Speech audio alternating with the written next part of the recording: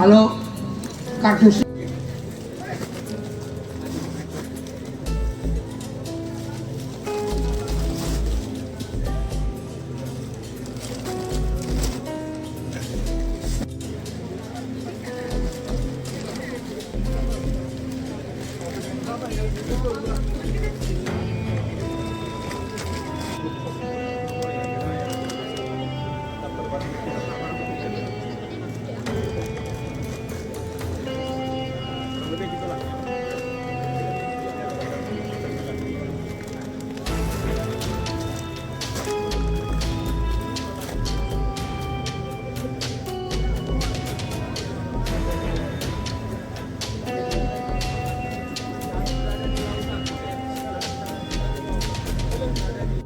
kemudian yang kami hormati Menteri Dalam Negeri ataupun mewakili, Kabar Eskrim atau yang mewakili kebangsaan, menjaga Indonesia dari ancaman kejahatan narkotika yang tidak hanya dari operasi bersama yang dilakukan secara intensif antara BNRI dan Ditjen Bea Cukai di wilayah, kita melihat dengan sangat jelas bahwa ancaman narkotika hari ini telah berubah menjadi kejahatan yang semakin canggih, semakin rapi, dan semakin berani. Para pelaku tidak lagi bergerak secara sederhana, mereka berusaha memanfaatkan celah perdagangan internasional, menyusup melalui jalur impor resmi, dan membungkus kejahatan seolah-olah sebagai aktivitas ekonomi yang sah. Kasus ini menjadi pengungkapan pertama di Indonesia terhadap upaya penyelundupan kuncup bunga kanabinoid atau cannabis buds asal Thailand melalui jalur impor resmi. Barang-barang tersebut disamarkan ya, di antara tumpukan koper dan produk lateks, dilengkapi dokumen kepabeanan yang tampaknya sah, seakan-akan negara dikelabui oleh administrasi yang begitu rapi. Tetapi hari ini kita buktikan negara tidak tidur, aparat tidak lengah, dan hukum tidak dapat dipermainkan. Kasus ini memperlihatkan wajah baru ancaman narkotika. Berdasarkan informasi intelijen, kuncup bunga kanabinoid ini direncanakan untuk digunakan sebagai bahan baku penghasil ekstrak tetrahidrokannabinol atau THC yang selanjutnya akan dimanfaatkan sebagai cairan isi ulang atau cartridge rokok elektrik.